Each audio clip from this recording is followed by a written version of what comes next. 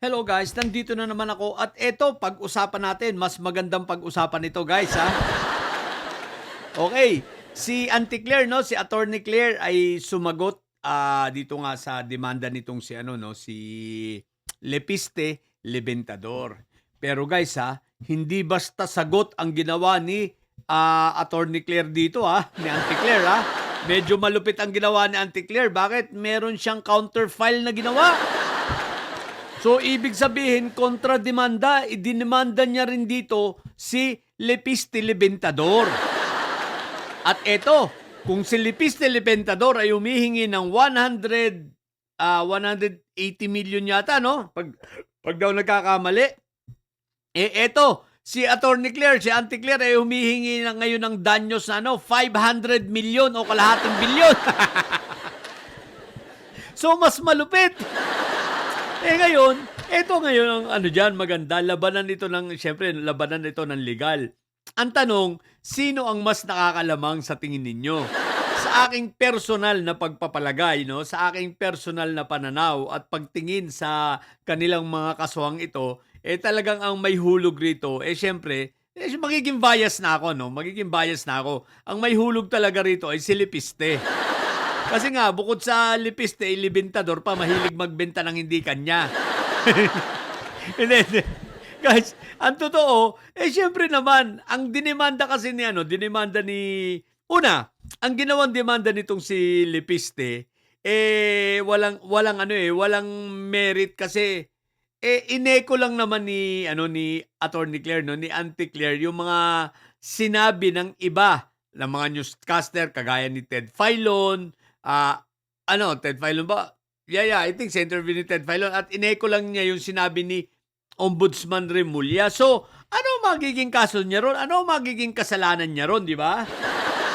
So, ay masyadong malabnaw ang demanda nitong si Lepiste. Pero malupit yung kay Auntie Claire naman mukhang mas may lalim.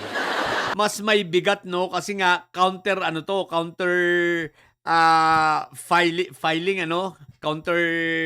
demand, no? Kontra-demanda. So, hindi ko pa lang alam talaga kung ano yung nilalaman. Pero, syempre, by reputation and by experience and by knowledge and by credentials, medyo mataas itong si Attorney Claire.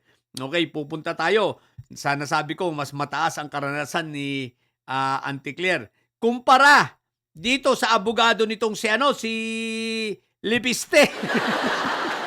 Though, ang abogado ni Lepiste, di ba, ay si Unanoy. Okay, si Attorney Unanoy. Though they are both litigation lawyer, ibig sabihin, nag-practice talaga sila ng mga pag-aabogado nila ay sa mga hukuman, no? Pero sa history at sa credential, mas lamang itong si Unanoy. Lamang sa mga nakuhang talo. At ang kalimitan, pag hindi tabla, talo. Yan ang pagiging abogado nito si Unanoy. Kaya nga, di ba, binibira siya ni Attorney Larry Gadon, hindi na pala attorney si Larry Gadon, Secretary Larry Gadon, di ba? Na talaga naman puro madalas rito, puro talo. At yan ay mapapatunayan naman, kita mo lahat ng kliyente niya nakakulong. Dalawa lang, pag hindi nagtatago, nakakulong. Samantalang si Attorney Claire mahaba ang kasaysayan, mahaba ang listahan ng mga kaso na kanyang naipanalo. Oh, di ba? So doon pa lang, medyo malinaw-linaw na. Doon pa lang medyo may liwanag na mukhang mai-shoot ito sa balde si Lepiste. Although hindi naman criminal, I think both ang parehong civil case ang dalawa, no? So wala namang mga kulong, pero may mga multa. Okay, civil case itong mga to. So kung sa kalamangan mas lamang-lamang naman palagay ko si Auntie Claire dito. Kasi nga, ang disadvantage ni Auntie Claire, yun, marami na siyang napatunayan at naipanalong kaso, habang itong abogado ni na si Unanoy, mas madalas rito ang talo. Tabla talo. So, kumuha ng bobong abogado, di ba? O, sabihin niyo naman nagsisinungaling ako. O, sige, o, kagaya ni Tebes, nakakulong. Kagaya ni Kibuloy, nakakulong. Si si Go, nakakulong. Si Alice Go pala, hindi Go. Si Ong, Cassandra Ong, nagtatago. So, so, madalas ito, may mga kliyente dito nakukulong at nahahatulan.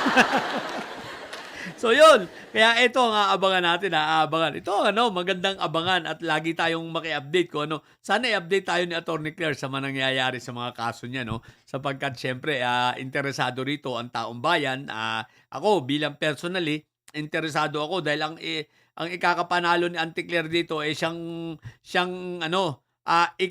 ipanggagamitin kong panlalait sa mga hinayupak na ito.